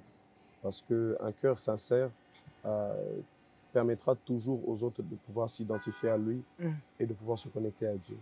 Et c'est ça qui est le plus difficile dans cette musique que nous faisons. Parce que la musique sacrée, elle a pour vocation d'emmener l'homme avec son âme à aller dans son esprit à rencontrer Dieu. Et je crois que c'est ça qui touche le plus. Je le pense en toute honnêteté, je pense que voilà, cette sincérité, cette simplicité, cette manière de s'approcher à Dieu, de parler à Dieu, et puis je crois que c'est ça. C'est ça qui touche. Alors, je me dis que justement, va s'en suivre. Vous avez fait, alors après, il commence toute une autre vie, hein, bien évidemment. Dieu, comme on dit, il est capable de transformer les vies, effectivement, c'est ce qu'il a fait. D'autres orientations, on dit que cette alliance produit justement, cette alliance, vous faites beaucoup de concerts, vous partez dans le monde, alors découverte et puis plein de choses. Donc, au-delà de tout ça, vous faites du tourisme, ce qui est normal. Vous liez tout ça. Le secret pour que ça dure, vous y êtes tout le temps. Quel est le secret pour que ça dure jusqu'à aujourd'hui et on continue encore? Vous avez trouvé des gens qui vous comprennent? Vous comprenez? On va dire que le secret, c'est de garder les mêmes intentions qu'au début. Au début, d'accord. C'est ça le plus important. Parce que on peut faire semblant devant tout le monde, mais pas devant Dieu. Non. Et étant donné que c'est Dieu le patron, Dieu est le genre de responsable de ressources humaines qui, quand il voit que son employé va dans la mauvaise direction, il sanctionne tout de suite. Donc je pense qu'à un certain moment, la tâche la plus difficile, c'est de se garder. J'ai toujours dit, quand je me parle à moi-même, je dis David, efforce-toi de toujours être le David que Dieu a aimé et a apprécié depuis le début. Et ça, c'est quelque chose que je cherche toujours à garder. Et c'est même le plus important. Parce que si vous voulez continuer à toucher les gens, bah, il faut continuer à recevoir de Dieu. Et pour recevoir de Dieu, il faut continuer à être ce que Dieu a toujours aimé. Ouais. Et c'est toute une chaîne logistique, en fait. D'accord. Je vais vers Dieu, je reçois. Et je vais vers les hommes, je donne. Et si j'arrête de recevoir de Dieu, ça veut dire que j'arrêterai de donner aux hommes. Du coup, ça fait que même quand on fait tous ces concerts, ainsi de suite, on a fait l'année passée l'Athénée de la Gombe. Ouais. Cette année, on fait le Palais du Peuple, par la grâce de Dieu. Mais entre-temps, je n'ai pas forcément sorti un nouvel album ou ainsi de suite. C'est clair.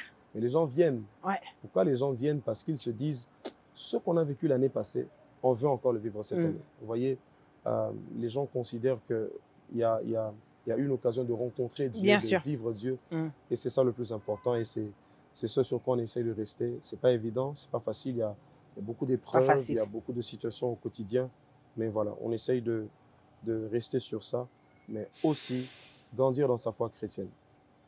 Continuer à prier. Continuer à grandir. Continuer à jeûner. Prier, continuer à faire tout ça. Jeûner, se consacrer.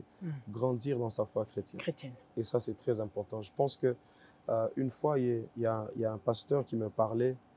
Il me disait, David, le danger avec le genre de métier que tu fais, c'est que plus tu avances, moins tu deviens enfant de Dieu. Et c'est ça le plus grand danger. Le plus grand danger avec le fait, entre guillemets, de connaître les feux, les projecteurs, l'attention. Être une star. Être une star. Faut pas se cacher de le dire. Être une star, c'est moi qui le dis, c'est moi la professionnelle. Être une star. Le danger de ces choses-là, c'est que ça vient toujours avec une certaine forme de corruption. Bien sûr. Ça vient toujours avec une forme de déviation, ainsi de suite. Les tentations, la chair prend la place. Ainsi de suite, vous voyez. Et d'où c'est vraiment important de grandir de l'autre côté aussi en tant qu'enfant de Dieu, chaque jour dans sa foi. Ça vous aide à affronter ces défis. Mais David, justement, vous m'avez ouvert la brèche parce que ça allait venir plus tard, mais j'en profite maintenant comme on y est dedans. Effectivement, déjà, vous êtes un artiste, vous êtes marié, mais au-delà de ça, d'ailleurs, jeune marié, comme on peut le dire, puisqu'au final, vous faites tout dans votre jeunesse. Moi, c'est ce que j'aime avec vous, c'est que tout est fait dans la jeunesse. Et je me dis que, comme vous l'avez dit, le succès crée des choses. C'est-à-dire qu'il y en a qui viennent pour écouter votre musique, mais il y en a plein qui viennent plus aussi pour écouter votre musique. Il y en a qui, du coup, découvrent David sous un autre œil. Ah, moi, je trouve qu'il est mignon, j'aime bien son style comme ça. Vous le savez, je cache rien. Donc, ça veut dire qu'on s'intéresse pas, tout le monde ne s'intéresse pas forcément toujours à la musique, mais comme vous l'avez dit, ça fait une sous-forme de proposition, d'attirance, tout ça. Comment vous faites pour parer à tout ça? Pour malgré tout rester dans la mission que Dieu vous a donnée? On va dire que pour ça, j'ai vraiment eu la grâce, premièrement, d'être marié. Mais rassurez-moi qu'il y a la cité. Merci. C'est vrai. Regardez, faites un tour sur Instagram, des fois, sur TikTok, ainsi de suite. Des fois, il y a des commentaires, tu regardes, tu dis Voilà. Après, je comprends que certaines personnes le disent vraiment par excès d'enthousiasme, mais il y en a d'autres qui expriment vraiment une réelle intention. Exactement. Mais voilà, on va dire que j'ai eu la grâce d'être marié assez tôt et on va dire que un certain équilibre émotionnel compte beaucoup dans ces choses. Parce que vous savez, quand vous ne vous connaissez pas, quand vous ne savez pas ce que vous êtes réellement, vous pouvez être tenté de croire ce qu'on vous dit à l'extérieur. Donc, par la grâce de Dieu, je suis comblé et je suis heureux dans mon foyer, dans ma famille, ainsi de suite. Ça me suffit largement. Et justement, ça permet à ce que, voilà, même quand il y a dehors des vents ou ainsi de suite, je sais vivre avec ce que Dieu m'a donné. Et ça, c'est important. Je pense qu'en tant que serviteur, surtout dans cette génération, il faut apprendre à vivre avec ce que Dieu vous a donné. Le danger dans tout ça, c'est qu'à un certain moment, tu dis, mais en tout cas, on a commis quand même boyé. Il faut peine na fungama pe na boy, ainsi de suite. C'est le mensonge que le diable arrive à suggérer à plusieurs d'entre nous, comme quoi il y a ce que tu es ou ce que tu as été ou ce que tu as rencontré comme personne avant une certaine gloire. Ouais. Et il y en a d'autres quand tu as rencontré la gloire. Et du coup, à chaque gloire, il faut faire des rencontres. Ça, c'est le mensonge que le diable propose là. Une deuxième des choses qui m'aide beaucoup, c'est que voilà, je garde mes distances. Je suis quelqu'un, je garde mes distances. Ah ouais? Ouais. Face à la notoriété, tout ça. On dit que c'est obimi à moyen obimisaté. Je garde mes distances. Je garde mes distances. C'est très difficile que quelqu'un vous dise que ah, j'étais chez David, disait on a mangé. À cause. Difficile. D'accord. Très difficile. Ah non, j'étais... Bon, en même temps, pour vous, si je retourne dans le passif, c'est pas comme si c'était difficile pour vous de rester tout seul. Voilà. Comme quoi, ça aide. Comme quoi, Dieu vous préparait. En réalité, on pense ça, mais quelque part, oui. Dites-moi, est-ce que pour vous, en tant qu'artiste, je parle à l'artiste, la musique est le meilleur canal d'évangélisation? Parce que vous avez plusieurs casquettes, vous êtes aussi prédicateur. Donc, généralement, les pasteurs qui sont que pasteurs, ils disent non, les prédicateurs disent non, nous, c'est la prédication. Sauf que la musicien chrétien, on dit qu'ils évangélisent. La musique a un certain avantage. La musique transcende les barrières dénominationnelles. La musique transcende les barrières ecclésiastiques et même linguistiques. L'année passée, j'ai été en Inde. J'ai été invité par une église j'avais vu ça. Indienne.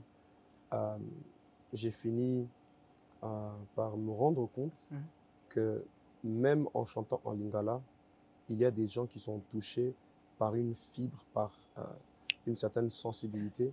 Il y a un pasteur en Inde, il est tombé sur la vidéo, il a suivi, pasteur Samuel Giaraj, il a suivi et il est allé chercher quelques 2-3 Africains qui sont dans son église, une église de plus de 2000 Indiens et une petite poignée de 4-5 Africains comme ça. Il leur pose la question, qu'est-ce qu'il est en train de dire? On lui dit non, c'est une langue du Congo. Ils ont fait des recherches, ils ont trouvé un Congolais qui leur a expliqué ce qu'il disait.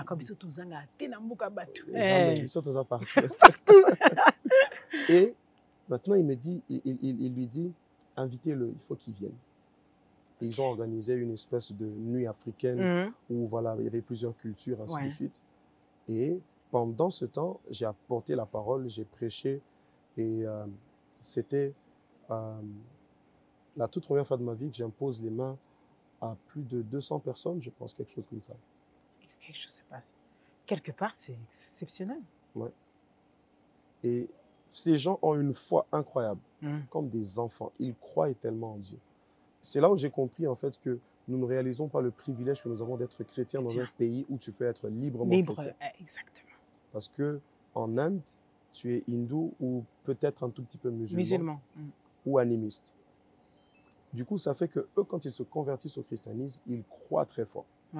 Et quand je suis arrivé, c'est cette foi-là que j'ai vécue. On a prié pour eux, pour les malades, pour tout type de situation, pour les gens qui voulaient recevoir le baptême de l'esprit, ainsi de suite. Et quand je recule, je me rends compte que, mais en fait, la porte, ça a été le côté chant. Donc au final, ça ouvre des... ça ouvre des portes. Donc, exactement. Aujourd'hui, oui, je crois que la musique est peut-être pas le meilleur, parce que j'imagine qu'il y en a encore beaucoup d'autres, mais je pense que la musique est un grand rôle assez important. D'accord. Peut-être même un peu plus important que certains autres. Et c'est important que l'Église aujourd'hui comprenne que les chantres doivent être équipés, les chantres doivent être accompagnés, parce que quelqu'un peut ne pas écouter une prédication depuis le matin, mais sur le chemin, avant de venir ici, dans la voiture, je mettais une chanson, j'écoutais, ainsi de suite. Donc les gens écoutent la musique tout le temps, chaque jour. Et c'est un sacré moyen d'évangélisation. Vous réagissez comment quand on vous compare à un autre artiste gospel? Ça dépend. Sachant que la musique chrétienne, normalement, est-ce qu'on peut parler de concurrence? Puisque vous chantez tous pour Dieu. Comparaison ou concurrence? Ça dépend. C'est pour ça que j'ai dit que ça dépend. Comment ça pourrait dépendre? On vous compare avec un autre artiste en disant « Ah, tel chante mieux que toi ». Une comparaison. Vous le prenez comment? De gustibus et coloribus non discutabant. Limbolé la kasiba bazolanda. Les goûts et les couleurs ne se discutent Discute pas. pas. C'est ce que ça veut dire en latin. D'accord, ok. Ce que je voulais dire, c'est que simplement, je suis fair play, hein. Je suis sportif. Donc, Peut-on parler de concurrence dans la musique chrétienne alors? oui. Ah ouais, mais pourquoi? Parce que, quoi que ce soit la musique chrétienne, Mhm. elle est faite selon les normes d'une certaine industrie. Mhm. Et que vous le vouliez ou non, ça ne sert à rien de dire non, nous c'est la musique chrétienne. Il ne faut pas être hypocrite. D'accord. Il y a des choses qu'il faut assumer. Dans l'industrie musicale, il existe de la concurrence. Et donc, même si on est dans la musique chrétienne, il ne faut pas nier le fait qu'il y a une toute petite forme de concurrence quand même qui existe et qui est bonne, elle est importante. Ça vous pousse quand elle est à constructive, vous challenger. À vous challenger, Ça vous pousse à donner le meilleur de vous. Vous voyez, je vais donner un exemple. Comment il s'appelle le frère Nick de Majabou. Quand il a sorti le chant... qui était venu dans mon émission quand vous avez dit Nick, j'avais pas compris. Nick David Chiteng, c'est ça? Oui, Ok. Nick David. Il a sorti La première fois que j'ai écouté ce chant, j'ai dit, oh, comment il a fait pour réfléchir comme ça? Il dit, je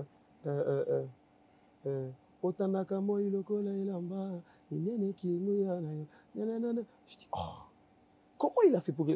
Pourquoi moi, j'ai pas vu ça? Vous voyez, ça, c'est de la bonne concurrence. D'accord. Je vois ce que l'autre fait, ça me stimule, ça me challenge à faire mieux.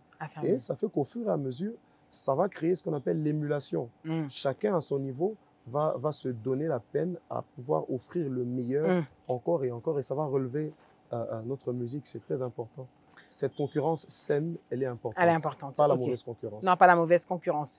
Ça aussi, vu avec Héritier Wata qui interprète votre chant. D'ailleurs, vous étiez ensemble. Oui. Alors, vous savez, justement, vous allez nous aider. Il y a toujours ceux qui ont toujours la mauvaise graine. Oui, mais les artistes chrétiens ne devraient pas être avec les artistes mondains. Votre avis sur ça?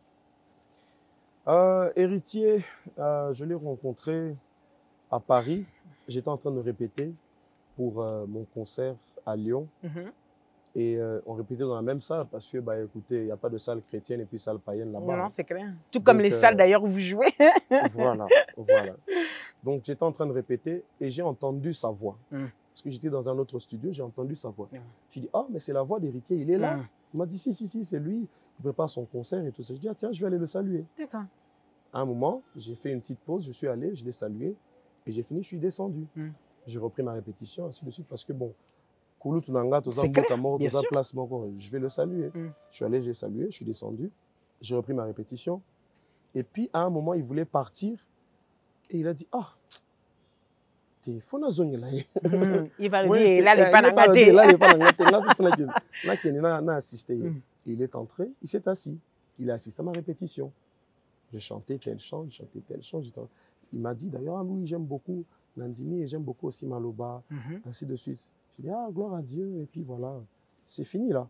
Mais après, il a été pris dans un certain élan, il a dit, écoute, je sais que vous, de votre côté, on critique beaucoup ça, mais j'ai à cœur de faire une vidéo pour inviter les gens à venir à ton concert. Est-ce que tu permets?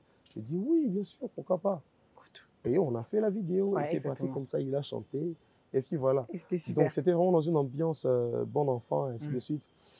Maintenant, est-ce qu'il fallait... Oui, écoutez, il faut qu'on comprenne qu'on est avant tout tous des enfants de Dieu et qu'on est aussi tous des ambassadeurs de notre culture, de la culture de notre pays. Vous savez, une fois, je suis allé en Côte d'Ivoire, je suis arrivé à l'immigration et quand je suis arrivé, j'avais un problème avec mon visa parce que généralement, de temps en temps, j'utilise plusieurs passeports et ce jour-là, le passeport qui avait le visa de la Côte d'Ivoire, je l'avais laissé. Parce que je l'avais introduit dans une autre ambassade. J'arrive, je n'ai pas de visa. Je présente mon passeport. Il me dit, mais monsieur, vous n'avez pas le visa. Est-ce que vous avez la préautorisation? Je lui dis non. Je lui dis, ah, vous êtes venu faire quoi? Je lui dis non, je suis venu chanter pour un programme. Ah, vous aussi, vous chantez avec Fally Ipupa. Vous voyez ce qu'on m'a dit? Vous aussi, vous chantez avec Fally Ipupa. Ah bah oui, il voit un passeport congolais tout de suite. Enfin, passeport congolais, Lingala, Fally Ipupa tout de suite, vous voyez. Ah, bon, comme vous êtes chanteur alors comme Fally Ipupa, je vais vous aider. Donc, Nassima Fally Oleki. Vous voyez. J'aurais dû dire non, moi je suis chrétien. Vous voyez. Donc en fait, ce dont on ne se rend pas compte, c'est que notre culture est une force. Et que ce soit chrétien ou païen, il faut d'abord comprendre qu'on est tous enfants d'un même peuple. Et aussi exprimer l'amour à l'autre, c'est aussi une manière de l'aider à retrouver sa place dans l'amour. Parce que je le pense et je le crois, il y a de ces personnes qui vont finir un jour ou l'autre par servir Dieu euh, parce que justement on leur a manifesté de l'amour et que cet amour les a captivés. Et puis voilà. Donc servir Dieu ne fait pas de nous des surhommes et qui ne méritent même pas de toucher la poussière, voilà. ainsi de suite. Il faut rester humain.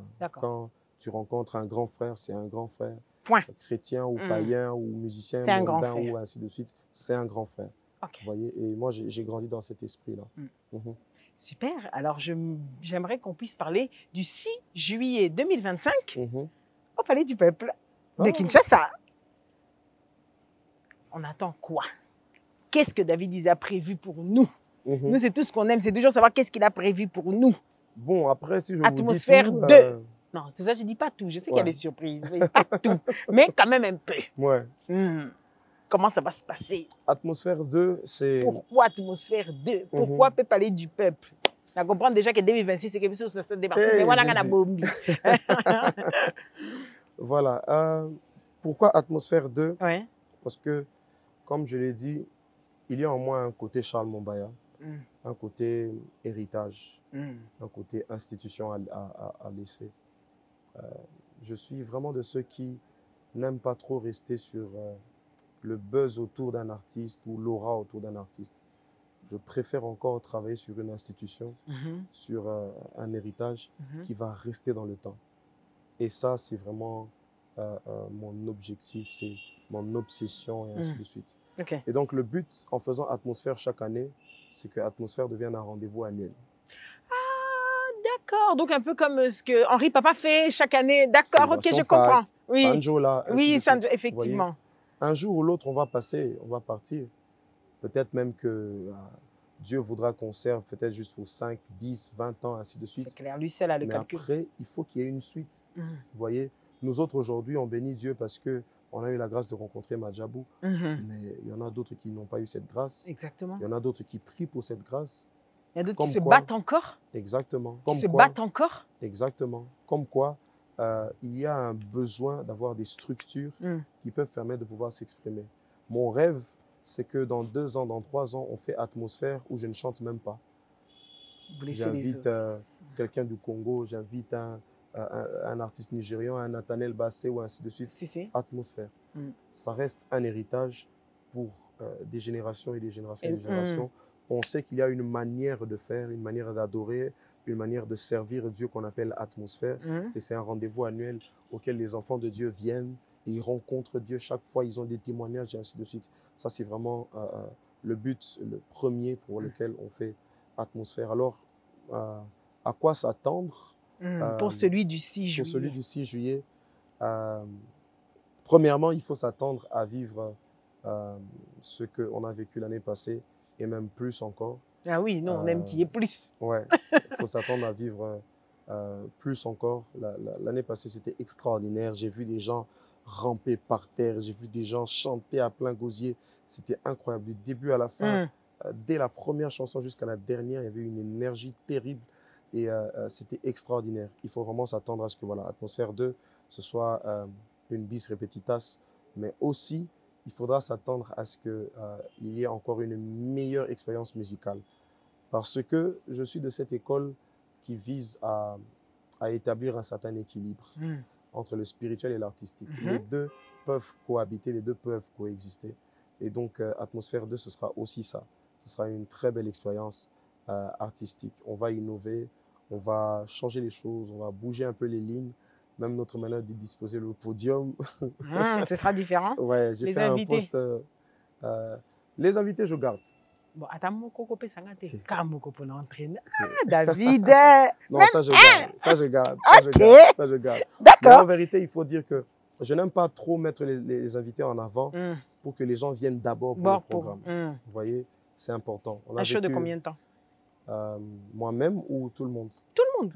Scénographique. Moi, je vous ai dit début à la fin. En réalité, quand vous entrez, c'est pour 2 heures, 1 heure ou 5 heures. Il faut mettre 4 à 5 bonnes heures. D'accord. Donc vraiment dans la présence de Dieu. Ouais. Parce que moi-même, je serai sur scène pour 2h30, 3 heures pratiquement. Comme on dit ça, on le sait déjà, on le dit toujours, Toya et Bélé, effectivement, il y aura autant de surprises, mais surtout, avant tout, que les gens viennent pour se retrouver dans la présence de Dieu. Exactement. C'est bien ça? Exactement. Les places iront de 10 000 francs à 100 $. Il y a 10 000 francs, donc c'est vraiment pour tous les prix. 20 $ Silver, 50 VIP, 100 $ VVIP. Voilà, c'est-à-dire au Hôtel à David, Yonaye Kabou en face à face. Par contre, il faut aussi ajouter, le 5 juillet, c'est mon anniversaire. Ah, ok, donc Ouais. c'est pas anodin. C'est pas anodin. Nous arrivons au face à vous-même. David, face à lui-même. Question rapide pour réponse rapide. Hein. Quelle est votre chanson écrite préférée? Yeshua. Celle qui se rapproche le plus de votre vie? Benganga. Celle qui vous rend triste? Tikatoyembe. Celle dont vous êtes la plus fière? Nandini, bien sûr. J'aime votre franchise. Quel est le lieu favorable pour écrire, méditer? Généralement, moi, c'est le salon. Votre plus beau duo? Mon plus beau duo jusqu'ici. Ouais, jusqu'ici. J'aimerais quand même vous préciser qu'il a eu la chance de faire un duo avec Denis Ngonde. Je dis ça par hasard. C'est ce que je voulais dire. Non, tu as le droit. Vous avez le droit. Denis Ngonde. Non, mais c'est quand même pas n'importe qui. Oh Ouais. D'accord. En fait, ce que je voulais dire, c'est que vraiment, c'était un honneur pour moi. Ah ouais. C'était un rêve d'enfant. De chanter avec une telle icône de la musique. Ah ouais. Et j'ai même dit à quelqu'un, au moins moi, j'ai chanté avec lui. Il est fait. Et demain, je ne dirai pas, non, c'était quelqu'un de merveilleux. Non, j'ai vécu. Je l'ai fait. Ouais. L'artiste avec qui vous aimeriez collaborer, avec qui donc vous n'avez pas encore collaboré, mais vous aimeriez. Israël Octone. Ok. Ça, c'est mon rêve. C'est votre rêve. L'artiste pour vous qui est un monstre de la musique congolaise actuellement. Actuellement. À l'étranger, 1 et en RDC, 1. En RDC, Michel Bakenda. D'accord. J'ai le droit de dire pourquoi ou pas? Oui, vous pouvez. Mais rapidement, par contre. Ok. Michel Bakenda, parce que je trouve qu'il est imprévisible et il peut couler dans plusieurs directions. Et sa capacité d'improvisation, c'est monstrueux, c'est incroyable. Vous pouvez passer toute une journée avec lui et composer 10 chansons. Il en est capable. Ouais. Ça, oui. À l'étranger,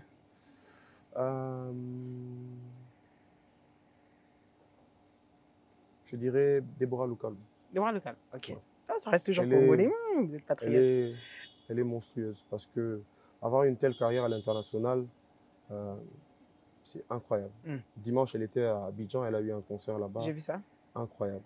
Elle va dans tous les pays et l'accueil qu'elle a, c'est incroyable. Elle a vraiment cette grâce-là d'être aimée dans tous les pays où elle va. D'être bien, effectivement. C'est spécial. Donnez-nous un avantage de la célébrité et un inconvénient. Un avantage d'être David Dizé. Un avantage. On vous ouvre les portes. Ah, d'accord. D'ailleurs, vous savez que si vous voulez que je remette en réalité, vous savez, par exemple, votre histoire là, quand vous êtes arrivé à Abidjan, en réalité, sans visa, déjà, dès Kinshasa, vous n'aurez pas dû Justement. voyager. Mais comme vous êtes David Dizé. Ouh là là. Vous avez comme vu, ça. Donc oui, et un inconvénient. On a moins de temps pour soi et pour les siens. Ouais, c'est vrai. Alors, du coup, si vous aurez un message à donner au ministère de la Culture, ce serait lequel? En tant que personnalité publique. Cher ministère de la Culture, aidez-nous à garantir et à protéger nos droits d'auteur. Je suis actuellement artiste congolais. J'œuvre pour la culture de mon pays, mais je suis affilié à la SACEM. En temps normal, c'est inacceptable, c'est inadmissible. Je suis censé être affilié à la SOCODA pour voir mes droits être protégés, toutes mes créations, mes œuvres d'esprit être protégées et aussi être rémunéré à juste titre. Parce que je crois qu'il est temps aujourd'hui que nos enfants, nos petits frères, nos enfants de demain, nos petits-enfants vivent de leur métier. Et je crois qu'il est possible. Ça se fait sous d'autres cieux.